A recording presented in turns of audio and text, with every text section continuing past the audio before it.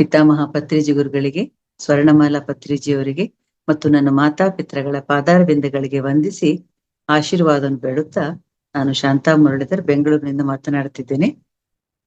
ಇಂದಿನ ವಿಷಯ, ನನಗೆ ಇಲ್ಲಿ ಮಾತನಾಡಲು ಅವಕಾಶ ಮಾಡಿಕೊಟ್ಟ ಶ್ರೀಮತಿ ಮಧುರಾ ಹೆಗ್ಡೆ ಅವರಿಗೆ ವಂದಿಸುತ್ತಾ ಇಲ್ಲಿರುವ ಎಲ್ಲ ಧ್ಯಾನ ಬಂಧುಗಳಿಗೆ ವಂದಿಸ್ತಾ ಇದ್ದೇನೆ. ಇಂದಿನ ವಿಷಯ, ಮಹರ್ಷಿ ಅಮರ ಜಗತ್ತು ಕಂಡ ಶ್ರೇಷ್ಠ ಋಷಿ ಅವರ ಬಗ್ಗೆ ಕೆಲವು ವಿಷಯಗಳನ್ನ ನಿಮ್ಮೊಂದಿಗೆ ಹಂಚಿಕೊಳ್ತಾ ಇದ್ದೀನಿ. ಮೊದಲಿಗೆ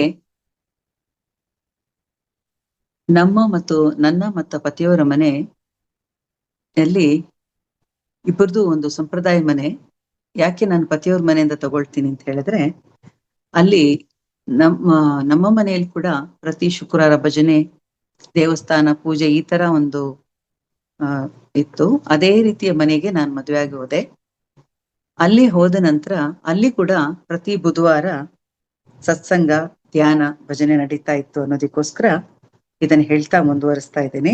ಯಾಕಂದ್ರೆ ಪತಿಯವರಿಂದ ತಿಳಿದ ಕೆಲವೊಂದು ವಿಷಯಗಳನ್ನ ತಿಳಿಸ್ತಾ ನಾನು ಇದನ್ನು ಮುಂದುವರಿಸ್ತಾ ಹೋಗ್ತೀನಿ.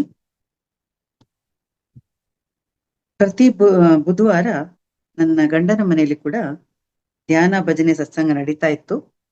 ವಿಶ್ವಾಮಿತ್ರರ ಆಶೀರ್ವಾದಗಳೊಂದಿಗೆ ವಿಶ್ವಮೈತ್ರಿ ಸತ್ಸಂಗವು ಬಹಳ ಚೆನ್ನಾಗಿ ನಡೀತಾ ಇತ್ತು. ನನ್ನ ಗಂಡನ ಭಾವನವರಾದ ವಾಮನ್ ರವರು ಅಮರರ ಆಪ್ತ ಶಿಷ್ಯರಾಗಿದ್ರು. ಸುಂದರವಾಗಿ ಭಜನೆಗಳನ್ನು ಹಾಡುತ್ತಿದ್ದ ಅವರಿಗೆ ತಬಲದಲ್ಲಿ ಸಾಥ್ ನೀಡುತ್ತಿದ್ದವರು ಕೃಷ್ಣಾನಂದ ಗುರುಜಿಯವರು. ಅವರ ಪತ್ನಿ ಕೂಡ ತುಂಬಾ ಚೆನ್ನಾಗಿ ಹಾಡು ಹೇಳ್ತಿದ್ರಂತೆ. ನಾನು ಮದುವೆ ಆದ ನಂತರ ನನ್ನ ಪತಿಯವರು ಕೃಷ್ಣಾನಂದರನ್ನ ನೋಡ್ಲಿಕ್ಕಾಗಿ ಚಿಕ್ಕಗುಬ್ಬಿಗೆ ಕರ್ಕೊಂಡು ಹೋಗಿದ್ರು. ಆವಾಗ ಮಾತ್ರ ನಾನು ಅವ್ರನ್ನ ಭೇಟಿಯಾಗಿದ್ದೆ. ಅಮರರು 1982 ದೇಹತ್ಯಾಗ ಮಾಡಿದ್ರಿಂದ ಅವರ ಬಗ್ಗೆ ಕೆಲವು ವಿಷಯಗಳನ್ನ ನಮ್ಮ ಮನೆಯಿಂದ ನಾನು ಸಾಕಷ್ಟು ವಿಷಯಗಳು ತಗೊಂಡೆ. ಅಮರರು ನಮ್ಮ ಅತ್ತೆ ಮನೆಯ ಎಲ್ಲ ಸದಸ್ಯರಿಗೂ ದೀಕ್ಷೆಯನ್ನು ನೀಡಿದ್ದಾರೆ. ಒಮ್ಮೊಮ್ಮೆ ಬುಧವಾರದ ಸತ್ಸಂಗಗಳಲ್ಲಿ ಅಮರರು ಭಾಗವಹಿಸುವುದು ಬಹಳ ವಿಶೇಷವಾಗಿರ್ತಿತ್ತು. ಅಮರರು ದೀಕ್ಷೆ ಕೊಡುವ ಮೊದಲ ಹಂತ ಪಿಪೀಲಿಕಾ ಹಂತ ಅಂತ. ಪಿಪೀಲಿಕಾ ಅಂದ್ರೆ ಇರುವೆ. ಹೇಗೆ ಅಂದ್ರೆ, ಇರುವೆ ಮರವನ್ನು ಹತ್ಬೇಕಾದ್ರೆ ಅದು ಒಮ್ಮೆಲೆ ನೇರವಾಗಿ ಹತ್ತೋದಿಲ್ಲ. ಕೆಳಗೆ ಇಳಿದು ಮೇಲೆ ಹತ್ತಿ ಸುತ್ತಿ ಸುತ್ತಿ ಸುತ್ತಿ ಸುತ್ತಿ ಆಮೇಲೆ ಸ್ಟ್ರೈಟ್ ಆಗಿ ಮೇಲೆ ಹೋಗತ್ತೆ. ಅಂದ್ರೆ ಧ್ಯಾನದ ಪ್ರಥಮ ಹಂತ ಕೂಡ ಹಾಗೆಯೇ ಆಗತ್ತೆ. ಯಾಕಂದ್ರೆ ಓಡುವ ಮನಸ್ಸು, ಹತೋಟಿಗೆ ಬಾರದ ಆಲೋಚನೆಗಳು, ಧ್ಯಾನಕ್ಕೆ ಕುಳಿತುಕೊಳ್ಳಲು ಸಹಕರಿಸಿದ ದೇಹ ಮತ್ತು ಮನಸ್ಸು. ಕ್ರಮೇಣ ಧ್ಯಾನದಲ್ಲಿ ಸ್ಥಿರತೆ ಬಂದ ಮೇಲೆ ಧ್ಯಾನಿಗಳ ಪುರೋಗತಿಯನ್ನು ಕಂಡು ಅಮರರು ಮಾರ್ಗದರ್ಶನ ಮಾಡ್ತಿದ್ರಂತೆ. ಅಮರರ ಬಳಿ ದೀಕ್ಷೆ ತೆಗೆದುಕೊಂಡಾಗ ಮೊದಲ ಹಂತದಲ್ಲಿ 24 ನಿಮಿಷಗಳ ಕಾಲ ಕತ್ತಲೆ ಕೋಣೆಯಲ್ಲಿ ಕೂರಿಸ್ಬಿಟ್ಟು ಕುಳಿತುಕೊಂಡಾಗ ತ್ರಾಟಕ ಅಂದ್ರೆ ಒಂದು ಊದುಕಡ್ಡಿನ ಹಚ್ಚಿರೋದಂತೆ. ಅದನ್ನ ನೋಡ್ತಾ 24 ನಿಮಿಷ ಕುತ್ಕೊಂಡಿರ್ಬೇಕಂತೆ. ಇದು ಪ್ರಥಮ ಹಂತ. ನಂತರ ಅವರು ಯಾರ್ಯಾರ ಆಧ್ಯಾತ್ಮಿಕ ಪ್ರಗತಿಯನ್ನು ಹೇಗೆ ಅವರು ಮುಂದುವರೆದಾರೆ ಅಂತ ಗಮನಿಸ್ಬಿಟ್ಟು ಮಾರ್ಗದರ್ಶನ ನೀಡ್ತಾ ಇದ್ರಂತೆ. ಅಮರರು ದೀಕ್ಷೆ ಕೊಡುವಾಗ ಹೇಳ್ತಿದ್ರಂತೆ, ದೇವರು ಮತ್ತು ಋಷಿಯೊಬ್ಬರು ಆಗಮನವಾಗುತ್ತೆ. ಆ ಋಷಿಗಳು ನಮ್ಮನ್ನು ಕೊನೆಯವರೆಗೆ ಅಂದ್ರೆ ದೇಹ ಬಿಟ್ಟ ನಂತರವೂ ನಮ್ಮನ್ನ ಅವರು ಇಡೀ ಜನ್ಮಕ್ಕೆ ಕೂಡ ಒಂದು ಸಹಾಯ ಮಾಡುವಂತ ಒಂದು ವ್ಯಕ್ತಿ ಆಗಿರ್ತಾರೆ ಅಂತ ಹೇಳ್ತಾ ಇದ್ರು. ಇಲ್ಲಿ ನಂತರ ನಾನು ಅಮರರ ಪತ್ನಿ ಸುಶೀಲಾಬಾಯಿ ಅವರು ಬರೆದಂತಹ ದೈವ ಪುರುಷ ಪುಸ್ತಕ ಮತ್ತು ಕೃಷ್ಣಾನಂದರು ಬರೆದಂತಹ ಬೆಳಕಿಗೆ ಬಾಗಿಲು ಪುಸ್ತಕಗಳಿಂದ ಕ್ರೋಢೀಕರಿಸಿದ ವಿಷಯಗಳನ್ನ ನಿಮ್ಮೊಂದಿಗೆ ಹಂಚಿಕೊಳ್ತಾ ಇದ್ದೇನೆ. ಕೃತ, ತ್ರೇತ ಮತ್ತು ದ್ವಾಪರ ಯುಗಗಳಲ್ಲಿ ಮಾನವರಿಗೂ ಋಷಿಗಳಿಗೂ ನಿಕಟ ಸಂಪರ್ಕವಿತ್ತು. ಕಾಲ ಬದಲಾಗುತ್ತಿದ್ದಂತೆ ಮತ್ತು ಧರ್ಮ ಕ್ಷೀಣಿಸುತ್ತಿದ್ದಂತೆ ಋಷಿ ಸಂಪರ್ಕ ವಿರಳವಾಗಿ ಕಲಿಯುಗದ ಅಂತ್ಯದ ವೇಳೆಗೆ ಕೆಲವೇ ಮಂದಿ ಶುದ್ಧಾತ್ಮರು ಮಾತ್ರ ಋಷಿಗಳೊಂದಿಗೆ ಸಂಪರ್ಕ ಹೊಂದಬಲ್ಲವರಾಗಿರುತ್ತಾರೆ. ಆದರೂ ಮಾನವ ಕುಲವನ್ನು ಭೌತಿಕ ಜೀವನದಿಂದ ಆಧ್ಯಾತ್ಮದ ಉನ್ನತಿಗೇರಿಸಲು ಅವರ ಪ್ರಯತ್ನ ಸತತವಾಗಿರುತ್ತದೆ. ಸಾಮಾನ್ಯ ಮಾನವರು ಲೌಕಿಕ ವಿಷಯಗಳಲ್ಲೇ ಸಂಪೂರ್ಣ ಆಸಕ್ತರಾಗಿರ್ತಾರೆ. ಅಂತೆಯೇ ಅವರು ಆಧ್ಯಾತ್ಮದಿಂದ ದೂರವಿರುತ್ತಾರೆ. ಆಧ್ಯಾತ್ಮಿಕ ವಿಷಯಗಳಲ್ಲಿ ನಿಜಕ್ಕೂ ಆಸಕ್ತರಾಗಿರುವ ಕೆಲವು ವ್ಯಕ್ತಿಗಳು ಮಾತ್ರ ಆಧ್ಯಾತ್ಮ ಕ್ಷೇತ್ರದಲ್ಲಿ ತಮ್ಮನ್ನು ತಾವು ತೊಡಗಿಸಬಲ್ಲವರಾಗಿದ್ದಾರೆ. ಅಂದ್ರೆ ಮಾನವರನ್ನು ಆಧ್ಯಾತ್ಮಿಕವಾಗಿ ಚೇತನಗೊಳಿಸುವ ಕಾರ್ಯದಲ್ಲಿ ಮತ್ತು ಅವರನ್ನು ಮುಕ್ತಿ ಮಾರ್ಗಕ್ಕೆ ಕೊಂಡೊಯ್ಯುವಲ್ಲಿ ತಮಗೆ ಸಹಾಯ ಮಾಡಲು ಸೂಕ್ತವಾದ ಹಲವು ಮಹಾನ್ ವ್ಯಕ್ತಿಗಳನ್ನು ಮಾತ್ರ ಮಹರ್ಷಿಗಳು ಆರಿಸಿಕೊಳ್ತಾರೆ. ಋಷಿ ಕಾರ್ಯಕ್ಕಾಗಿ ತಮ್ಮ ಜೀವನವನ್ನು ಮುಡುಪಾಗಿಟ್ಟ ವ್ಯಕ್ತಿಗಳಲ್ಲಿ ಅಂಬರೀಷರು ಅಗ್ರಗಣ್ಯರು. ಮಹರ್ಷಿಗಳು ಅವರನ್ನು ಅಮರ ಎಂದು ಸಂಬೋಧಿಸುತ್ತಿದ್ದರು. ವಿಶ್ವಮೈತ್ರಿ ಎಂಬುದು ವಿಶ್ವಾಮಿತ್ರ ಮಹರ್ಷಿಗಳ ಆದೇಶದ ಮೇರೆಗೆ ಸ್ಥಾಪಿಸಲಾದ ಒಂದು ವಿಶೇಷ ಆಧ್ಯಾತ್ಮಿಕ ಸಂಸ್ಥೆ. ವಿಶ್ವವ್ಯಾಪಿಯಾದ ಪ್ರೇಮ ಮತ್ತು ಸ್ನೇಹವೇ ಅದರ ಸಂದೇಶ ಮತ್ತು ಸಂಕೇತ. ಧ್ಯಾನ, ಯೋಗ, ಋಷಿ ಮಾರ್ಗದ ಅನುಸರಣೆ, ತತ್ಸಂಬಂಧ ಆಧ್ಯಾತ್ಮ ಚಟುವಟಿಕೆಗಳು, ಜ್ಞಾನ ಪ್ರಸರಣ ಇತ್ಯಾದಿಗಳು ಇಲ್ಲಿನ ಜೀವನ ಕ್ರಮ. ಈ ಸಂಸ್ಥೆ ಇತರ ಸಂಘ ಸಂಸ್ಥೆಗಳಂತಲ್ಲ. ಇಲ್ಲಿ ಲೌಕಿಕತೆ ಮತ್ತು ಸ್ವಾರ್ಥಕ್ಕೆ ಮಹತ್ವ ಇರಲಿಲ್ಲ. ಸರಳತೆಯಿಂದ ತುಂಬಿದ ವಾತಾವರಣವನ್ನು ನಾವಿಲ್ಲಿ ಕಾಣಬಹುದಾಗಿತ್ತು. ಅಂಬರೀಷರು ಅಂದ್ರೆ ಅಮರರು ತುಂಬಾ ಸರಳ ಜೀವಿಯಾಗಿದ್ರು, ಮಿತಭಾಷಿಯಾಗಿದ್ರು, ಸ್ಥಿತಪ್ರಜ್ಞರಾಗಿದ್ರು, ಆದರ್ಶ ವ್ಯಕ್ತಿಯಾಗಿದ್ರು. ಮಹಾನ್ ಋಷಿಗಳ ಸೇವೆಗಾಗಿ ಸದಾ ಕಂಕಣಬದ್ಧರಾಗಿರ್ತಿದ್ರು ಅವರು. ಅಂಬರೀಷಂತೆಯೇ ಅವರ ಕುಟುಂಬದ ಸದಸ್ಯರು ಕೂಡ ತ್ಯಾಗಮಯಿಗಳಾಗಿದ್ರು. ಅವರಲ್ಲಿ ಔದಾರ್ಯ ಎದ್ದು ಕಾಣುತ್ತಿತ್ತು. ಆದರಾತಿಥ್ಯಗಳಲ್ಲಿ ಅವರು ಅಗ್ರಗಣ್ಯರಾಗಿದ್ದರು ಮತ್ತು ಅದರಲ್ಲಿ ಅಪರಿಮಿತವಾದ ಆನಂದವನ್ನು ಕಾಣ್ತಿದ್ರು. ಅಮರರ ಸರಳತೆ, ಸೌಜನ್ಯತೆ ಮತ್ತು ಗಹನವಾದ ಅವರ ಆಧ್ಯಾತ್ಮ ಜ್ಞಾನ ಎಲ್ಲರನ್ನೂ ಆಕರ್ಷಿಸುತ್ತಿತ್ತು. ಜಾತಿ ಮತಗಳ ಭೇದವಿಲ್ಲದೆ, ಸ್ತ್ರೀ ಪುರುಷರೆಂಬ ಭಾವನೆ ಇಲ್ಲದೆ, ಬಡವ ಬಲ್ಲಿದರೆಂಬ ತಾರತಮ್ಯವಿಲ್ಲದೆ ಅಮರರು ಎಲ್ಲರನ್ನೂ ಸಮತಾಭಾವದಿಂದ ಕಾಣ್ತಿದ್ರು. ಸದಾ ಹಸನ್ಮುಖಿಯಾಗಿ ಶಾಂತಚಿತ್ತರಾಗಿರುತ್ತಿದ್ದ ಅಮರರು ಒಮ್ಮೆ ಭೇಟಿ ಮಾಡಿದ ವ್ಯಕ್ತಿ ಅವರನ್ನು ಮರೆಯುತ್ತಿರಲಿಲ್ಲ. ಅಮರರನ್ನು ಭೇಟಿ ಮಾಡಿದ ನಂತರ ಯಾವುದೇ ಒಬ್ಬ ವ್ಯಕ್ತಿ ಕೂಡ ಅವರನ್ನು ಮರಿತಾ ಇರಲಿಲ್ಲ. ಕಾಲ, ದೇಶ, ವರ್ತಮಾನಕ್ಕನುಗುಣವಾಗಿ ಹಾಗೂ ಅವರವರ ಕರ್ಮಾನುಸಾರ ಅನುಯಾಯಿ ಸಾಧಕರಿಗೆ ಋಷಿಗಳಿಂದ ಅಮರರ ಮುಖಾಂತರ ಧ್ಯಾನ ದೀಕ್ಷೆ ಕೊಡಲ್ಪಡುತ್ತಿತ್ತು. ಅಮರರದು ಅಂದ್ರೆ ಅಂಬರೀಷ ವರ್ಮ ದೇಸಾಯಿ ಅವರದು ಕೌಜಲಿಗೆ ಸಂಸ್ಥಾನದವರಾಗಿದ್ರು ಅವರು. ಬೆಳಗಾವಿ ಜಿಲ್ಲೆಯ ಕೌಜಲಗಿ ಎಂಬ ಊರು ಗೋಕಾಕ್ ಪಟ್ಟಣದಿಂದ ಸುಮಾರು 12 ಕಿಲೋಮೀಟರ್ಗಳ ದೂರದಲ್ಲಿದೆ. ಇದು ಕೌಜಲಗಿ ಸಂಸ್ಥಾನದ ಮುಖ್ಯಸ್ಥರ ವಾಸಸ್ಥಾನವಾಗಿತ್ತು ಮತ್ತು ಆಡಳಿತ ವ್ಯವಸ್ಥೆ ಕೇಂದ್ರವಾಗಿತ್ತು. ಇದು ಕ್ಷತ್ರಿಯ ವಂಶಸ್ಥರಿಗೆ ಸೇರಿದ ಒಂದು ಸಂಸ್ಥಾನವಾಗಿತ್ತು. ಇಲ್ಲಿನ ಮುಖ್ಯಸ್ಥರನ್ನು ಸರ್ದಾರ್ ಎಂಬ ಹೆಸರಿನಿಂದ ಕರೀತಾ ಇದ್ರು. ದೇಸಾಯಿ ಮನಕ್ಕೆ ಸೇರಿದ ರಾಜರು ಈ ಸಂಸ್ಥಾನವನ್ನು ಆಳುತ್ತಿದ್ದರು. ಈ ರಾಜವಂಶದ ಪೂರ್ವಜರ ತಲೆಮಾರಿಗೆ ಸೇರಿದವರಾದ ಸರ್ದಾರ್ ಶ್ರೀ ಗಿರಿಯಪ್ಪ ವರ್ಮ ದೇಸಾಯಿಯವರು ನಮ್ಮ ಸದ್ಗುರುಗಳಾದ ಪರಮಪೂಜ್ಯ ಶ್ರೀ ಅಮರರ ತಾತಂದಿರಾಗಿದ್ರು. ಶ್ರೀ ಗಿರಿಯಪ್ಪ ವರ್ಮ ದೇಸಾಯಿಯವರ ಸುಪುತ್ರರಾದ ಸರ್ದಾರ್ ಶ್ರೀ ಭೀಮಪ್ಪ ವರ್ಮ ಗಿರಿಯಪ್ಪ ವರ್ಮ ದೇಸಾಯಿ ಅಂದ್ರೆ ಶ್ರೀ ಬಿಜಿ ದೇಸಾಯಿಯವರು ಅಮರರ ಪೂಜ್ಯ ತಂದೆಯವರಾಗಿದ್ರು. ಅವರು 1894 ಮೇ 4 ಜನಿಸಿದರು. ಸರ್ದಾರ್ ಬಿಜಿ ದೇಸಾಯಿಯವರು ಈ ಕೌಜಲಿಗೆ ಸಂಸ್ಥಾನದ ಮುಖ್ಯಸ್ಥರು. ಇವರು ಚಿಕ್ಕ ವಯಸ್ಸಿನಲ್ಲೇ ತಮ್ಮ ತಾಯಿಯನ್ನು ಕಳೆದುಕೊಂಡಿರ್ತಾರೆ. ಕೆಲ ಕಾಲ ನಂತರ ಅವರ ತಂದೆಯನ್ನು ಕೂಡ ಕಳೆದುಕೊಂಡ್ಬಿಡ್ತಾರೆ. ಆಗ ಇವರು ತುಂಬಾ ಸಣ್ಣ ಪ್ರಾಯದವರಾಗಿರ್ತಾರೆ. ಹಾಗಾಗಿ ಆವಾಗ ಬ್ರಿಟಿಷ್ ಗೌರ್ಮೆಂಟ್ ನಡೀತಾ ಇದ್ದಿದ್ರಿಂದ ಕೋರ್ಟ್ ಆಫ್ ವಾರ್ಡ್ಸ್ ಪ್ರಕಾರ ಇವರ ಜಮೀನು ಮತ್ತು ಎಲ್ಲವನ್ನೂ ಅವ್ರು ತಗೊಂಡ್ಬಿಡ್ತಾರೆ. ಆಮೇಲೆ ಇವರಿಗೆ 18 ವರ್ಷ ಆಗೋವರೆಗೂ ಕೂಡ ಅವರು ಇವರಿಗೆ ಎಲ್ಲಾ ರೀತಿಯ ತರಬೇತಿಗಳನ್ನು ಕೂಡ ಕೊಡ್ತಾ ಇರ್ತಾರೆ.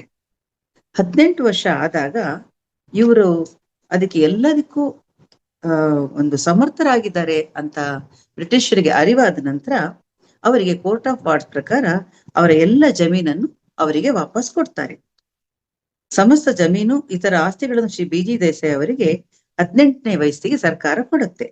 ಅದಲ್ಲದೆ ಅಧಿಕೃತ ಕಾಗದ ಪತ್ರಗಳ ಮುಖಾಂತರ ಪೂರ್ಣ ವಶ ಮಾಡಿಕೊಳ್ಳಲು ಅನುವಾಗುವಂತೆ ಹಸ್ತಾಂತರಿಸ್ತಾರೆ. ಬ್ರಿಟಿಷ್ ಸರ್ಕಾರದವರು ಅವರಿಗೆ ಸಂಸ್ಥಾನದೊಳಗೆ ನಿಭಾಯಿಸಲು ಸಾಕಷ್ಟು ಆಡಳಿತಾತ್ಮಕ ಮತ್ತು ನ್ಯಾಯಾಂಗದ ಅಧಿಕಾರವನ್ನು ಕೊಡ್ತಾರೆ. ಆಮೇಲೆ ಇದರಿಂದ ಏನಾಗುತ್ತೆ ಆದ್ರೆ ಶ್ರೀ ಬಿಜೆ ದೇಸಾಯಿ ಅವರು ತುಂಬಾ ಉದಾತ್ತ ಮನಸ್ಸಿನವರಾಗಿರ್ತಾರೆ. ಅವರು ತಪ್ಪಿತಸ್ಥರಿಗೆ ಅವಾಗ ಹೇಗಂದ್ರೆ ಗುಂಡ ಹೊಡೆದು ಕೊಲ್ತಾ ಇದ್ರು. ಅದಕ್ಕೆ ಇವ್ರು ಹೇಳ್ತಾರೆ ಬ್ರಿಟಿಷರಿಗೆ, ಗಲ್ಲು ಶಿಕ್ಷೆ ಗುಂಡು ಹೊಡೆಯೋದು ಮಾತ್ರ ನಾನ್ ಮಾಡೋದಿಲ್ಲ, ದಯವಿಟ್ಟು ನೀವು ಅದನ್ನ ಮಾಡ್ಬೇಕು ಅಂತ ಅವರನ್ನು ಕೇಳ್ಕೊಳ್ತಾರೆ. ಅವ್ರು ಆಯ್ತು ಅಂತ ಹೇಳಿ ಇವರ ವಿನಂತಿಯನ್ನು ಒಪ್ಕೊಳ್ತಾರೆ ಅವರು. ಶ್ರೀ ಬಿ ಜಿ ದೇಸಾಯಿ ಅವರು ಹೇಗಿದ್ರು ಅಂತಂದ್ರೆ ಮಹಾಭಾರತ ಭೀಮನಂತೆ ಇದ್ರಂತೆ ಅವರು. ಅಂದ್ರೆ ಅವರು ಜೀವಂತ ದೊಡ್ಡ ಕುದುರೆಯನ್ನ ಬಲಭುಜದಿಂದ ಎಡಭುಜಕ್ಕೆ ಅಂದ್ರೆ ಅಷ್ಟು ಎತ್ತುವಷ್ಟು ಒಂದು ಶಕ್ತಿಯುತವಾದ ಒಂದು ವ್ಯಕ್ತಿ ಆಗಿದ್ರಂತೆ. ಆಮೇಲೆ ಬಹಳ ಅಂದ್ರೆ ಆಜಾನುಬಾಹು ದೇಹ, ಸ್ಫುರದ್ರೂಪಿ, ಸದ್ಗುಣವಂತರು ಮತ್ತು ಉತ್ಸಾಹವುಳ್ಳ ಯುವಕರಾಗಿದ್ರಂತೆ. ಟೆನಿಸ್ ಆಟಗಳು ತುಂಬಾ ಚೆನ್ನಾಗಿ ಆಡ್ತಿದ್ರಂತೆ. ಬೇಟೆ ಆಡೋದು ಕೂಡ ಅವ್ರಿಗೆ ಬಹಳ ಖುಷಿಯಾಗಿರ್ತಿತ್ತಂತೆ. ಅವರು ದರ್ಬಾರ್ನ ನಡೆಸ್ತಾ ಇದ್ರು ಆವಾಗಿನ ಸಂಪ್ರದಾಯದಂತೆ. ಜನರ ಕುಂದುಕೊರತೆಗಳನ್ನ, ಕಷ್ಟ ಸುಖಗಳನ್ನ ವಿಚಾರಿಸಿ ನಿವಾರಣೋಪಾಯಗಳನ್ನು ಹೇಳ್ತಾ ಇದ್ರು. ಹಾಗಾಗಿ ಎಲ್ಲರ ಜನಾನುರಾಗಿಯಾಗಿದ್ದರಂತೆ ಅವರು. ಆಮೇಲೆ ಯಥೇಚ್ಛವಾಗಿ ದಾನ ಧರ್ಮವನ್ನು ಮಾಡ್ತಾ ಇದ್ದರಿಂದ ದಾನಶೂರ ಕರ್ಣ ಅಂತ ಕೂಡ ಅವ್ರನ್ನ ಕರೀತಾ ಇದ್ರಂತೆ. ಹೀಗಿರ್ಬೇಕಾದ್ರೆ ಕೆಲ ಕಾಲದಲ್ಲೇ ಕಾಲ, ಕರ್ಮ ಮತ್ತು ದೈವ ಸಂಯೋಗ ಎಂಬಂತೆ ಶ್ರೀ ಬಿ ಜಿ ದೇಸಾಯಿಯವರು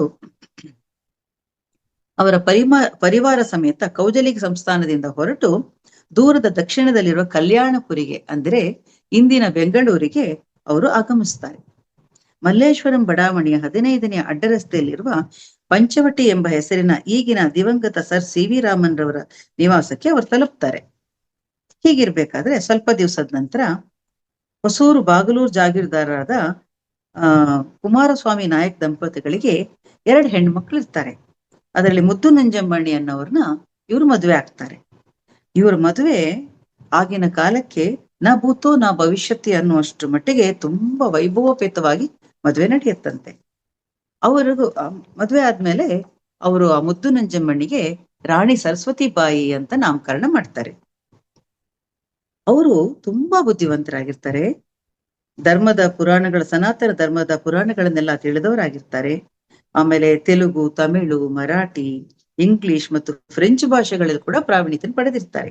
ಅಷ್ಟೇ ಅಲ್ಲದೆ ಕರ್ನಾಟಕ, ಹಿಂದೂಸ್ತಾನಿ ಮತ್ತು ಇಂಗ್ಲಿಷ್ ಸಂಗೀತಗಳಲ್ಲಿ ಅವರು ನಿಪುಣರಾಗಿರ್ತಾರೆ.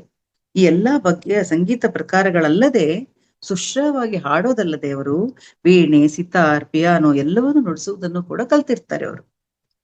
ರಾಣಿಯವರಿಗೆ ರಾಮಾಯಣ, ಮಹಾಭಾರತ ಮತ್ತು ಬೈಬಲ್ನಂತಹ ಪೌರಾಣಿಕ ಗ್ರಂಥಗಳಲ್ಲಿ ವಿಪರೀತವಾದ ಆಸಕ್ತಿ ಇತ್ತು.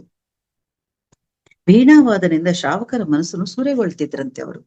ಅಂದ್ರೆ ಅರಮನೆಯ ಸಂಗೀತದ ಕೋಣೆಯಲ್ಲಿ ಅವಾಗ ಹೇಗ್ ಮಾಡ್ತಿತ್ತು ಅಂದ್ರೆ ಮಧ್ಯದಲ್ಲಿ ಒಂದು ತೆರೆನ ಎಳೆದಿರ್ತಿದ್ರಂತೆ. ಒಂದು ಬದಿಯಲ್ಲಿ ರಾಣಿಯವರು ಕೂತ್ಕೊಳ್ತಿದ್ರು, ಇನ್ನೊಂದು ಬದಿಯಲ್ಲಿ ಗುರುಗಳು ಕೂತ್ಕೊಳ್ತಿದ್ರಂತೆ. ಸರಸ್ವತಿ ದೇವಿ ಹೇಗೆ ವೀಣೆ ಹಿಡ್ಕೊಳ್ತಾರೆ ಹಾಗೇ ವೀಣೆ ಹಿಡ್ಕೊಂಡು ಇವರು ಗುರುಗಳಿಂದ ಕಲಿತಾ ಇದ್ರಂತೆ. ಕಲಿತಾ ಇದ್ರೆ ಅವರು ಕಲಿಸಿದ ತಕ್ಷಣನೇ ಇವರು ಕೂಡ್ಲೆ ನುಡಿಸ್ತಾ ಇದ್ರಂತೆ. ಅದನ್ನ ಕೇಳಿ ಗುರುಗಳಿಗೆ ಆಶ್ಚರ್ಯ ಆಗ್ತಿತ್ತಂತೆ. ಅವ್ರು ಎಷ್ಟು ಪ್ರೌಢಿಮೆ ಇರ್ಬೇಕು ಇವರಿಗೆ, ಎಷ್ಟು ಬೇಗ ಕಲಿತಾರ ಅವರು ಅಂತ ಹೇಳಿ ಗುರುಗಳೇ ಆಶ್ಚರ್ಯ ಪಡ್ತಿದ್ರಂತೆ. ಆಮೇಲೆ ಅದಲ್ಲದೆ ಪಿಯಾನೋ, ಸಿತಾರ್ ಕೂಡ ಹೀಗೆ ಕಲ್ತ್ರಂತೆ ಅವರು. ಇಷ್ಟೇ ಅಲ್ಲದೆ ದೇಸಾಯಿ ದಂಪತಿಗಳು ಗೃಹಸ್ಥಾಶ್ರಮದ ಧರ್ಮಗಳನ್ನು ಅಚ್ಚುಕಟ್ಟಾಗಿ ಪಾಲಿಸುತ್ತಿದ್ದರು. ರಾಣಿಯವರು ಕೆಲಕಾಲ ನಂತರ ಗರ್ಭವತಿಯಾದರು. ಆ ಕಾಲದಲ್ಲಿ ಅವರು ದೈವಿಕವಾದ ವಿಷಯಗಳ ಬಗ್ಗೆ ಚಿಂತನೆ, ರಾಮಾಯಣದಂತಹ ಪೌರಾಣಿಕ ಗ್ರಂಥಗಳ ಪಠಣೆ ಮತ್ತು ದೇವರ ಸ್ತೋತ್ರಗಳನ್ನು ಹಾಡಿಕೊಳ್ತಾ ಇದ್ರು. ಇವುಗಳ ಮೂಲಕ ಕಾಲವನ್ನು ಸದ್ವಿನಿಯೋಗ ಪಡಿಸ್ಕೊಳ್ತಾ ಇದ್ರು. ಹೀಗಿರುವಾಗ 1919 ಫೆಬ್ರವರಿ 1ರಂದು ಪುಷ್ಯಬಹುಳ ಅಮಾವಾಸ್ಯೆಯ ದಿನ ರಾತ್ರಿ 12:30 ಗಂಟೆಗೆ ಶ್ರವಣ ನಕ್ಷತ್ರದಲ್ಲಿ ರಾಣಿಯವರು ಪುತ್ರರತ್ನಕ್ಕೆ ಜನ್ಮವಿತ್ತರು. ಈ ದಿವ್ಯ ಪುತ್ರರತ್ನಕ್ಕೆ ಅಂಬರೀಷ ವರ್ಮ ದೇಸಾಯಿ ಎಂದು ನಾಮಕರಣ ಮಾಡಲಾಯಿತು. ಪಂಚವಟಿಯಲ್ಲಿ ಜನಿಸಿದ ಅಮರರು ಅಂದ್ರೆ ಅಂಬರೀಷರು ನಾಮಕರಣ ಮಹೋತ್ಸವವನ್ನು ಅವರ ತಂದೆ ತಾಯಿಗಳು ಅತ್ಯಂತ ವೈಭವದಿಂದ ನೆರವೇರಿಸಿದರು. ಬೆಳಗಾಮು, ಗೋಕಾಕು, ಧಾರವಾಡ ಮುಂತಾದ ಅನೇಕ ಸ್ಥಳಗಳಿಂದ ಬಂದಿದ್ದ ಜನರು ಈ ಸಮಾರಂಭದಲ್ಲಿ ಹಾಜರಿದ್ದರು. ಪಂಚವಟಿ ಆವರಣದಲ್ಲಿ ರಾಜಮನೆತನದ ಗೌರವ ಮತ್ತು ಅಂತಸ್ತಿಗೆ ಅನುಗುಣವಾಗಿ ರಾಜವಂಶದ ಎಲ್ಲ ಗಣ್ಯರಿಗೆ, ಬಂಧುಗಳಿಗೆ ಮತ್ತು ಸಾಮಾನ್ಯ ಜನರಿಗೆ ವಿಶೇಷ ಆಸನ ವ್ಯವಸ್ಥೆ ಮಾಡಲಾಗಿತ್ತು.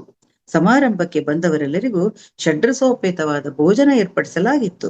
ಸುಪ್ರಸಿದ್ಧ ವಿದ್ವಾಂಸರುಗಳಿಂದ ಸಂಗೀತದ ರಸದೌತಣವನ್ನೇ ವ್ಯವಸ್ಥೆಗೊಳಿಸಲಾಗಿತ್ತು. ವಿದ್ಯುತ್ ದೀಪಾಲಂಕಾರಣ ಈ ನಾಮಕರಣ ಸಮಾರಂಭಕ್ಕೆ ವಿಶೇಷ ಮೆರಗನ್ನು ನೀಡಿತ್ತು. ಅಂದಿನ ಸಮಾರಂಭದಲ್ಲಿ ಅಪಾರ ಆನಂದವನ್ನು ಅನುಭವಿಸಿದ ಎಲ್ಲ ಆಹ್ವಾನಿತರು, ರಾಜಮನೆತನದವರು ಎಲ್ಲರೂ, ಇತರ ಎಲ್ಲ ಗಣ್ಯರು ಕಾರ್ಯಕ್ರಮದ ನಂತರ ಅವರವರ ಸ್ಥಳಕ್ಕೆ ಹಿಂದಿರುಗಲು ಪ್ರಯಾಣಕ್ಕಾಗಿ ಎಲ್ಲ ಸೂಕ್ತ ವ್ಯವಸ್ಥೆ ಮಾಡಲಾಗಿತ್ತು. ಹೀಗಿರ್ಬೇಕಾದ್ರೆ ಮತ್ತೆ 2 ವರ್ಷಗಳ ನಂತರ 1921ರಲ್ಲಿ ಬಿ.ಜಿ. ದೇಸಾಯಿ ದಂಪತಿಗಳೇ ಇನ್ನೊಂದು ಗಂಡು ಮಗು ಜನಿಸುತ್ತೆ. ಆ ಮಗುವಿಗೆ ರವಿವರ್ಮ ದೇಸಾಯಿ ಅಂತ ಅವ್ರ ಹೆಸರಿಡ್ತಾರೆ. ಇವರು ತಮ್ಮ ಪುತ್ರ ರಾಣಿ ಸರಸ್ವತಿ ಬಾಯಿಯವರು ತಮ್ಮ ಪುತ್ರ ಅಂಬರೀಶ್ ವರ್ಮ ತುಂಬಾ ಪ್ರೀತಿಸ್ತಾ ಇದ್ರು, ತುಂಬಾ ಮಮತೆಯಿಂದ ನೋಡ್ಕೊಳ್ತಾ ಇದ್ರು. ಪಂಚಪ್ರಾಣ ಆಗಿತ್ತು ಆ ಮಗು ಅವರಿಗೆ. ಅಂಬರೀಶ್ ತುಂಬಾ ವಿನಯವಂತ ಮಗು ಆಗಿದ್ರು ಅಮರರು. ಹಾಗಾಗಿ ಅವರ ಮೃದು ಸ್ವಭಾವ ಇವರಿಗೆ ಬಹಳ ಇಷ್ಟ ಆಗ್ತಿತ್ತು. ಅವರ ಬಟ್ಟೆನೆಲ್ಲ ರಾಣಿ ಸರಸ್ವತಿ ಬಾಯಿಯವರೇ ಹೊಲಿದು ಇವ್ರಿಗೆ ಹಾಕ್ತಿದ್ರಂತೆ. ಆಮೇಲೆ ಸೈಕಲ್ ಓಡಿಸೋದು ಕಲ್ಸೋದು, ಸಿತಾರ್ನ ನುಡಿಸ್ಲಿಕ್ಕೆ ಕಲ್ಸೋದು, ಈ ತರ ಎಲ್ಲ ಮಾಡ್ತಿದ್ರಂತೆ. ಅಷ್ಟೇ ಅಲ್ಲದೆ ಕಿತ್ತಲೆ ಹಣ್ಣನ್ನ ಬಿಡಿಸಿ ಬಿಡಿಸಿ ಎಳೆ ತೆಗೆದು ಇವ್ರಿಗೆ ತಿನ್ನಿಸ್ತಾ ಇದ್ರಂತೆ. ತಾಯಿಯ ಮರಣದ ನಂತರ ಅಮರರು ಕಿತ್ಲೆ ಹಣ್ಣನ್ನ ಅವರು ದೇಹತ್ಯಾಗ ಮಾಡೋವರೆಗೂ ತಿನ್ಲೇ ಇಲ್ವಂತೆ. ಅಂದ್ರೆ ಅಷ್ಟರ ಮಟ್ಟಿಗೆ ಅವರಿಗೆ ತಾಯಿ ನೆನಪಾಗ್ತಿತ್ತಂತೆ ಆ ಕಿತ್ಲೆ ಹಣ್ಣು ತಿನ್ನುವಾಗ. ಅಂದ್ರೆ ಇದೇನಾಯ್ತಂದ್ರೆ 2ನೇ ಮಗು ಜನಿಸಿ 6 ತಿಂಗಳಿಗೆ ರಾಣಿ ಸರಸ್ವತಿ ಬಾಯಿ ಅವರಿಗೆ ಇನ್ಫ್ಲೂಯೆನ್ಸಾ ಸೋಂಕು ತಗಲ್ಬಿಡುತ್ತೆ. ಅದು ತಗಲಿ ಅದು ತುಂಬಾ ಗಂಭೀರ ಸ್ಥಿತಿಗೆ ಬಂದು ಆರೋಗ್ಯ ಸ್ಥಿತಿ ತುಂಬಾ ಗಂಭೀರ ಆಗ್ಬಿಡುತ್ತೆ. ನಂತರ ಅದರಲ್ಲೇ ಅವ್ರು ದೇಹತ್ಯಾಗ ಮಾಡ್ಬಿಡ್ತಾರೆ. ಅದು ತುಂಬಾ ಲಾರದ ನಷ್ಟ ಆಗ್ಬಿಡುತ್ತೆ ಆ ಮನೆಗೆ, ಆ ಮಕ್ಕಳಿಗೆ. ಯಾಕೆಂದ್ರೆ 2 ವರ್ಷದವರಾದ ಅಮರರು 6 ತಿಂಗಳ ಮಗುವಾದ ರವಿವರ್ಮರನ್ನ ಬಿಟ್ಟು ಅವ್ರ ತಾಯಿ ಹೊರಟ್ಬಿಡ್ತಾರೆ. ಹೀಗಿರುವಾಗ ಬಿ.ಜಿ. ದೇಸಾಯಿ ಅವರು ಏನ್ ಮಾಡ್ತಾರೆ, ಮಕ್ಕಳನ್ನ ಸಾಕ್ಲಿಕ್ಕೋಸ್ಕರ ಶ್ರೀ ಎಸ್ ಮುಕುಂದರಾವ್ ಎಂಬರನ್ನು ನೇಮಿಸ್ತಾರೆ. ಅವ್ರು ತುಂಬಾ ಒಳ್ಳೆ ವ್ಯಕ್ತಿಯಾಗಿರ್ತಾರೆ, ಮಕ್ಕಳನ್ನ ತುಂಬಾ ಚೆನ್ನಾಗಿ ನೋಡ್ಕೊಳ್ತಾ ಇರ್ತಾರೆ. ಆದ್ರೂ ತಾಯಿಯ ಸ್ಥಾನವನ್ನು ತುಂಬಲಿಕ್ಕೆ ಯಾರಿದ್ರೂ ಸಾಧ್ಯ ಇಲ್ಲ, ಆದ್ರೆ ತುಂಬಾ ಚೆನ್ನಾಗಿ ನೋಡ್ಕೊಳ್ತಾ ಇರ್ತಾರೆ. ಅಲ್ಲಿ ಹೇಗೆಂದ್ರೆ ರಾಜ ಸಂಪ್ರದಾಯದಂತೆ ರಾಮ್ಜಿ ಅವರು ಕ್ಷತ್ರಿಯ ಅವರು ಅಡಿಗೆ ಕಾರ್ಯನಿರ್ವಹಿಸ್ತಾ ಇರ್ತಾರೆ. ಕ್ರೈಸ್ತರಾಗಿದ್ದ ಬರ್ನಾಡ್ ಅವರು ಇಂಗ್ಲಿಷ್ ಅನ್ನು ಕಲಿಸ್ತಾ ಇರ್ತಾರೆ. ಕನ್ನಡ ಭಾಷೆ ಕಲಿಸ್ಲಿಕ್ಕೆ ಕೆ ಶ್ರೀನಿವಾಸಾಚಾರ್ ಬರ್ತಾ ಇರ್ತಾರೆ. ಹೀಗೆ ಸುಮಾರು ಜನರದವರು ಎಲ್ಲರೂ ಕೂಡ ಅಲ್ಲಿ ಮನೆಗೆ ಬಂದು ಪಾಠ ಕಲಿಸ್ತಾ ಇರ್ತಾರೆ. ಹೀಗಿರ್ಬೇಕಾದ್ರೆ ಹೀಗೆ ಅವ್ರದ್ದು ನಡೀತಾ ಇರುತ್ತೆ. ಬರ್ನಾಡ್ ಅನ್ನೋರು ಇಂಗ್ಲಿಷ್ ಭಾಷೆ ಕಲಿಸೋರು ಬಹಳ ಶಿಸ್ತಿನ ಸಿಪಾಯಿ ತರ ಇರ್ತಾರೆ ಅವರು. ಹೀಗಿದ್ರು ಕೂಡ ಮುಕುಂದರಾವ್ ಮಾತ್ರ ತುಂಬಾ ಒಳ್ಳೆ ರೀತಿಯಲ್ಲಿ ಮಕ್ಕಳನ್ನ ಎಷ್ಟು ಶಿಸ್ತಿನಿಂದ ಬೆಳೆಸ್ತಾರೆ ಅಂತ ಹೇಳಿದ್ರೆ, ಒಳ್ಳೆ ನಡತೆಗಳನ್ನು ಹೇಳ್ಕೊಡೋದಲ್ಲದೆ ಸಸ್ಯಾಹಾರವಲ್ಲದ ಆಹಾರವನ್ನು ಸೇವಿಸದಂತೆ ವರ್ಜೆ ಮಾಡ್ತಾರೆ. ಅದ ನಂತರ ಮುಖ್ಯವಾದ ದಿನಗಳಲ್ಲಿ ಪೂಜೆಗಳು ಮತ್ತು ಹೋಮಗಳನ್ನು ಹಾಗೂ ಮಕ್ಕಳು ಹುಟ್ಟಿದ ದಿನಗಳಲ್ಲಿ ಅವರಿಗೆ ಆಯುಷ್ಯ ಹೋಮವನ್ನು ಕ್ರಮವಾಗಿ ನಡೆಸ್ತಾರೆ. ಮಕ್ಕಳ ಒಳಿತನ್ನು ದೃಢೀಕರಿಸುವ ಸಲುವಾಗಿ ಸೇವಕ ವರ್ಗದವರಿಗೆ ಮತ್ತು ಬೇರೆಯವರಿಗೆ ಉದಾರವಾಗಿ ದಾನವನ್ನು ಕೊಡಿಸ್ತಾರೆ. ಈ ರೀತಿಯಾಗಿ ಚಿಕ್ಕಂದಿನಿಂದಲೇ ಅಮರರಿಗೆ ಧಾರ್ಮಿಕ ಸಮಾರಂಭಗಳನ್ನು ನೋಡಲು ಮತ್ತು ಆಧ್ಯಾತ್ಮಿಕ ಪ್ರವೃತ್ತಿಯನ್ನು ಬೆಳೆಸಿಕೊಳ್ಳಲು ಸದವಕಾಶ ಲಭಿಸುತ್ತದೆ. ಅಮರರು ಒಳ್ಳೆಯ ಬರವಣಿಗೆಯನ್ನು ಅಭಿವೃದ್ಧಿ ಪಡಿಸಿಕೊಂಡಿದ್ರು. ಕರ್ನಾಟಕ, ಹಿಂದೂಸ್ತಾನಿ ಮತ್ತು ಇಂಗ್ಲಿಷ್ ಸಂಗೀತಗಳಲ್ಲಿ ಅವರಿಗೆ ಅಭಿರುಚಿ ಇತ್ತು. ವೀಣೆ, ಪಿಟೀಲು, ಸಿತಾರು, ತಬಲಾ, ಗಿಟಾರು ಮತ್ತು ಪಿಯಾನೋ ಮುಂತಾದ ವಿವಿಧ ವಾದ್ಯಗಳನ್ನು ನುಡಿಸಲು ಆಸಕ್ತಿ ತೋರಿಸ್ತಿದ್ರು ಅವರು. ಅವರಿಗೆ ಒಳ್ಳೆಯ ಕಾಲ ನೈಪುಣ್ಯದ ಅಭಿರುಚಿ ಇತ್ತು. ಛಾಯಾಚಿತ್ರ ಅಂದ್ರೆ ಫೋಟೋಗ್ರಫಿ ಕಲೆಯಲ್ಲಿ ಕೂಡ ಅತ್ಯುತ್ಸಾಹವನ್ನು ಹೊಂದಿದ್ರವರು. ಹೀಗಿರ್ಬೇಕಾದ್ರೆ ಸಿಂಧಿ ಕುರುಬೇಡ್ ಸಂಸ್ಥಾನದ ಜಮೀನ್ದಾರ್ ಶ್ರೀ ಖಂಡೇರಾವ್ ದೇಸಾಯಿ ಅವರಿಗೆ ಮಕ್ಕಳಿರೋದಿಲ್ಲ. ಹಾಗಾಗಿ ಅವರು ಬಿ.ಜಿ. ದೇಸಾಯಿ ಅವ್ರನ್ನ ಕೇಳಿಕೊಂಡು ಅವರ 2ನೇ ಮಗನಾದ ರವಿವರ್ಮರನ್ನ ದತ್ತು ಸ್ವೀಕಾರ ಮಾಡ್ತಾರೆ. ದತ್ತು ಸ್ವೀಕಾರ ಮಾಡಿದಾಗ ಏನಾಗತ್ತೆ, ಕೌಜಲಿಗೆ ಸಂಸ್ಥಾನಕ್ಕೆ ಅಮರರೊಬ್ಬರೇ ಪೂರ್ಣ ಹಕ್ಕುದಾರರಾಗ್ತಾರೆ. ಆಗ ಅಮರರಿಗೆ ಕೇವಲ 3 ವರ್ಷ ಆಗಿರುತ್ತೆ. ಇದಾದ ನಂತರ ಏನಾಗತ್ತೆ, ಅಮರರಿಗೆ ತೊಂದರೆಗಳ ಸಾರಮಾಲೆ ಶುರುವಾಗ್ಬಿಡತ್ತೆ. ಯಾಕಂದ್ರೆ ಚಿಕ್ಕ ವಯಸ್ಸಿನಿಂದಲೇ ಅಮರರು ಅವರ ಆಸ್ತಿಯನ್ನು ಕಬಳಿಸಲು ಉದ್ದೇಶ ಕೆಲವರಿಗಿತ್ತು. ಆದ್ದರಿಂದ ಅಮರರಿಗೆ ಆಗದವರು ಯಾರು ಅವರ ಕಣ್ಣಿಗೆ ವಿಷಪೂರಿತ ಪುಡಿಯನ್ನ ಹಾಕ್ತಾರೆ. ಅದು ಎರಚಿದ್ದೇನಾಗತ್ತೆ, ಅವರ ಬಲಗಣ್ಣು ಮಾಂಸದ ಮುದ್ದೆ ತರ ಆಗೋಗ್ಬಿಡತ್ತೆ. ಅನೇಕ ವರ್ಷಗಳು ಸಂದ್ರೂ ಕೂಡ ಅವರ ಕಣ್ಣು ಎಂದಿನ ಸಹಜ ಸ್ಥಿತಿಗೆ ಬರೋದಿಲ್ಲ. ಅಷ್ಟೇ ಅಲ್ಲದ ಕಣ್ಣಿನ ಗಾಯ ಏನೋ ವಾಸಿಯಾಗತ್ತೆ. ಅವರ ದೃಷ್ಟಿದೋಷ ಮಾತ್ರ ಕಡೆಯವರೆಗೂ ಇರತ್ತೆ. ಜೀವನ ಪರ್ಯಂತ ದೃಷ್ಟಿದೋಷವನ್ನು ಅವರು ಅನುಭವಿಸ್ಬೇಕಾಗತ್ತೆ.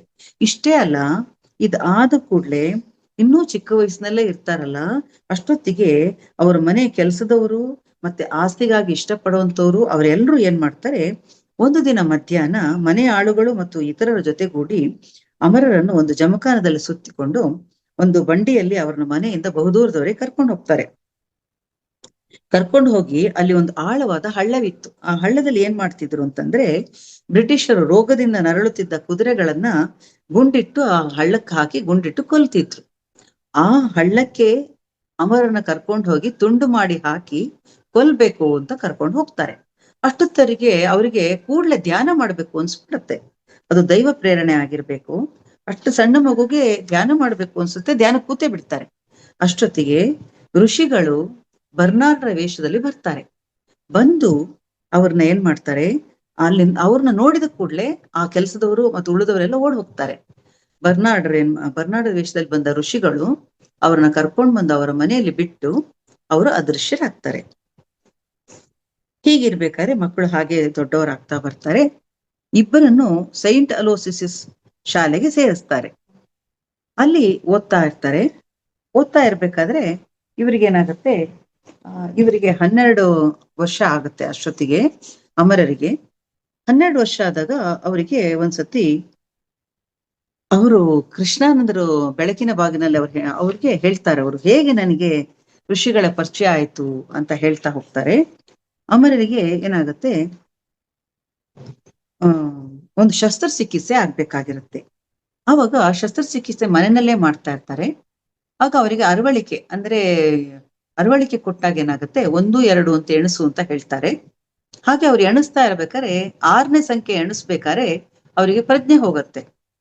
ಆದ್ರೆ ಅವರಿಗೆ ಪ್ರಜ್ಞೆ ಹೋದ್ರೂ ಕೂಡ ಇನ್ನೊಂದು ಕಡೆಯಿಂದ ಪ್ರಜ್ಞೆ ಅಂತ ಅನುಭವ ಆಗತ್ತೆ ಅವರಿಗೆ. ಇದೇನಿದು ಅಂತ ಆಲೋಚನೆ ಮಾಡ್ತಾರೆ.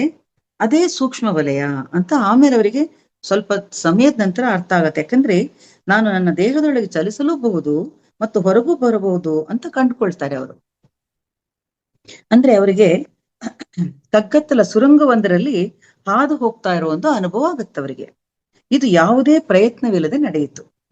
ಇಚ್ಛಿಸಿದ ಕೂಡಲೇ ಹೊರಗೆ ಬರ್ತಿದ್ರು, ಕೂಡಲೇ ಒಳಗೆ ಹೋಗ್ತಿದ್ರು. ಆಗ ವೈದ್ಯರು ಮತ್ತಿತರರು ಸುತ್ತುವರೆದಿದ್ದ ನನ್ನ ದೇಹವನ್ನು ನಾನು ಮೇಲಿಂದ ನೋಡುತ್ತಿದ್ದೆ. ಆಗ ಅಮರರಿಗೆ ಸುಮಧುರ ಸಂಗೀತ ಕೇಳಿಸುತ್ತೆ. ಕೇಳಿ ಅದ್ಭುತವಾದ ವೇಗದಲ್ಲಿ ಚಲಿಸಿ ಚಾವಣಿಯಿಂದ ಹೊರಬಂದು ಅಂತರಿಕ್ಷದಲ್ಲಿ ಪ್ರಯಾಣಿಸತೊಡಗಿದಾಗ ನಗರವು ಚುಕ್ಕೆಯಂತೆ ಕಾಣತೊಡಗಿತು. ಭೂಮಿಯನ್ನು ದಾಟಿ ಹೋಗುತ್ತಿದ್ದರು. ಆದರೆ ಒಂದಿಷ್ಟು ಹೆದರಿಕೆ ಆಗ್ಲಿಲ್ಲ ಅವರಿಗೆ. ಬದಲಾಗಿ ರೋಮಾಂಚನವಾಯಿತು. ನಮ್ಮ ಭೂಮಿಯು ದೊಡ್ಡ ಗಾತ್ರದ ಚಂದ್ರನಂತೆ ಕಾಣತೊಡಗಿತು. ಚಂದ್ರ, ಶುಕ್ರ ಗ್ರಹ ಮತ್ತು ಬುಧ ಗ್ರಹಗಳನ್ನು ಮಿಂಚಿನ ವೇಗದಲ್ಲಿ ಹಾದು ಹೋಗಿ ಕಗ್ಗತ್ತಲ ಅಂತರಿಕ್ಷದಲ್ಲಿ ಮುಂದುವರೆದೆ. ಅವ್ರು ಹೇಳ್ತಾ ಹೋಗ್ತಾರೆ, ಹೇಗೆ ನಾನು ಮುಂದುವರೆದೆ ಅಂತ ಹೇಳ್ಕೊಂಡು ಹೋಗ್ತಾರೆ. ಅಂತಿಮವಾಗಿ ಸೂರ್ಯನನ್ನು ತಲುಪಿ ಒಳಹೊಕ್ಕು ಸೂರ್ಯನ ಪ್ರಜ್ವಲಿಸುವ ಮೇಲ್ಮೆಯನ್ನು ದಾಟಿ ಅದರೊಳಗಿನ ವಿಶಾಲ ನೀಲಿ ಅಂತರಿಕ್ಷವನ್ನು ಪ್ರವೇಶಿಸಿದೆ. ಅಲ್ಲಿ ಅಸಂಖ್ಯ ಭೂಮಿಗಳಿದ್ದು ಆ ಸಂಗೀತವು ಮಧ್ಯದ ಭೂಮಿಯೊಳಗಿನಿಂದ ಕೇಳಿಸುತ್ತಿತ್ತು. ಆ ಭೂಮಿಯು ದೊಡ್ಡ ನಗರದಲ್ಲಿ ಇಳಿದೆ. ಅಲ್ಲಿ ಒಂದು ಬೃಹದಾಕಾರದ ಕಟ್ಟಡವಿತ್ತು. 100 ಜನರು ಅದರ ಒಳಗೆ ಹೊರಗೆ ಓಡಾಡುತ್ತಿದ್ದರು. ಆಗ ಅಲ್ಲಿಯವರೆಗೆ ಕೇಳಿಸುತ್ತಿದ್ದ ಸಂಗೀತವು ಇದ್ದಕ್ಕಿದ್ದಂತೆ ನಿಂತು ಹೋದುದನ್ನು ನಾನು ಮರೆತು ನಾನು ಕಟ್ಟಡದ ಒಳಗೆ ಹೋದೆ. ಕಾಲಿಡುತ್ತಿದ್ದಂತೆ ಕಿರೀಟಧಾರಿಯಾದ ಅತ್ಯಂತ ಸುಂದರ ವ್ಯಕ್ತಿ ಜಗಜಗಿಸುವ ಸಿಂಹಾಸನದಲ್ಲಿ ಕುಳಿತಿದ್ರು. ಎಲ್ಲರೂ ತಲೆಬಾಗಿ ನಮಿಸ್ತಿದ್ರು. ಇವರು ಹಾಗೇ ಮಾಡಿದ್ರು. ಆಗ ಇವರ ಹೆಗಲ ಮೇಲೆ ಕೈ ಒಂದು ಬಿತ್ತು. ಪರಿಚಿತ ಮುಖ. ಇಲ್ಲೇನು ಮಾಡ್ತಿದ್ದಿ ಅಂತ ಕೇಳಿದ್ರು. ನಾನು ವಿವರಿಸಿದೆ. ಆತ ತಾನು ನನ್ನ ಹಿಂದಿನ ಜನ್ಮದ ಸ್ನೇಹಿತ, ಸಾವಿನ ಮುಂಚೆ ನೀನ್ ಇಲ್ಲಿಗೆ ಬರಬಾರ್ದಿತ್ತು ಅಂತ ಹೇಳ್ತಾನೆ. ಹೇಳ್ಬಿಟ್ಟು ಸಭಾಂಗಣದಿಂದ ಹೊರಗೆ ಕರ್ಕೊಂಡು ಬಂದು ಹೇಳ್ತಾರೆ ಅವರು, ಸಿಂಹಾಸನದಲ್ಲಿ ಕುಳಿತಿರುವುದು ಭಗವಾನ್ ಸೂರ್ಯನಾರಾಯಣ ಅಂತ ಹೇಳ್ತಾರೆ. ಇವರಿಗೆ ಮೈ ಜುಮ್ ಅಂತ ಅನ್ಸ್ಬಿಡತ್ತೆ. ಅವಾಗ ನಾವು ಹೊರಗೆ ಅನೇಕ ಡೇರೆಗಳಿದ್ದ ಬಯಲಿಗೆ ಬಂದೆವು. ಅವುಗಳಲ್ಲಿ ಒಂದನ್ನು ಹೊಕ್ಕಾಗ ಅಲ್ಲಿ 7 ಋಷಿಗಳು ಒಬ್ಬ ಸದೃಢ ಮೈಕಟ್ಟಿನ ಎತ್ತರವಾಗಿದ್ದ ಋಷಿಯ ಸುತ್ತಲೂ ಕುಳಿತಿದ್ದರು. ಆ ಋಷಿಯು ವಿಶ್ವಾಮಿತ್ರರು. ಅವರ ಸುತ್ತ ಕುಳಿತಿರುವವರು ಭೃಗು, ಅತ್ರಿ, ಆಂಗಿರಸ, ವಸಿಷ್ಠ, ಪುಲಸ್ತ್ಯ, ಪುಲಹ ಮತ್ತು ಕೃತು ಮಹರ್ಷಿಗಳಾಗಿದ್ರು. ಸ್ನೇಹಿತ ಹೇಳಿದ ಎಲ್ಲರನ್ನು ಪರಿಚಯ ಮಾಡಿಕೊಟ್ಟ. ಅವರಿಗೆ ಇವರನ್ನು ಪರಿಚಯ ಮಾಡಿಸಿದ. ವಿಶ್ವಾಮಿತ್ರ ಮಹರ್ಷಿಗಳು ನನ್ನನ್ನು ಕೆಲ ಕಾಲ ದಿಟ್ಟಿಸಿ ನೋಡಿ ನಂತರ ಅಪಾರವಾದ ಪ್ರೀತಿ ಮತ್ತು ತಿಳುವಳಿಕೆಯಿಂದ ನುಡಿದರು, ನೀನಿಲ್ಲಿಗೆ ಬಂದು ಇದೆಲ್ಲವನ್ನು ನೋಡಿದ್ದು ಒಳ್ಳೆಯದೇ ಆಯಿತು. ಆದರೆ ಈಗ ನೀನು ನಿನ್ನ ಭೂಮಿಗೆ ಹೋಗಿ ನಿನ್ನ ಶರೀರಕ್ಕೆ ಹಿಂದಿರುಗಬೇಕು. ನನಗೆ ಹಿಂದಿರುಗಲು ಮನಸ್ಸಾಗ್ಲಿಲ್ಲ. ಆಗ ಋಷಿಗಳು ಹೇಳ್ತಾರೆ, ಯಾರಿಗ್ ತಾನೇ ಇಲ್ಲಿರ್ಲಿ ಇಷ್ಟ ಆಗಲ್ಲ ಹೇಳಿ, ಆದ್ರೆ ನಾನೇ ನಿಮ್ಮಲ್ಲಿಗೆ ಬರ್ತೀನಿ, ನೀವು ಹೋಗು ಅಂತ ಹೇಳ್ತಾರೆ. ಇವ್ರೇನ್ ಮಾಡ್ತಾರೆ, ವಾಪಸ್ ಬರ್ತಾರೆ. ವೈದ್ಯರ ತಂಡ ಎಲ್ಲ ಗಾಬರಿಯಿಂದ ಇವ್ರ ದೇಹವ ಸುತ್ತಲೂ ನೋಡ್ತಾ ಇರ್ತಾರೆ. ಇವ್ರ ದೇಹದೊಳಗೆ ಸುಲಭವಾಗಿ ಸೇರ್ಕೊಂಡ್ಬಿಡ್ತಾರೆ. ಸೇರಿದ ಕೂಡಲೇ ಎಲ್ಲರೂ ನಿಟ್ಟಿಸರು ನೋಡ್ತಾ ಬಿಡ್ತಾರೆ. ಈ ಘಟನೆ ನಂತರ ದಿನಗಟ್ಟಲೆ ತಿಂಗಳುಗಟ್ಟಲೆ ಆ ಋಷಿಗಾಗಿ ಕಾದು ಎಲ್ಲರಿಗೂ ಈ ವಿಷಯ ಹೇಳಿದ್ರೆ ತಮಾಷೆ ಮಾಡ್ತಾ ಇದ್ರು. ಯಾರು ಇದನ್ನು ಒಪ್ಕೊಳ್ತಾ ಇರ್ಲಿಲ್ಲ. ಇದನ್ ನಿನ್ ಕನಸು ಅಂತ ಹೇಳ್ತಾರೆ.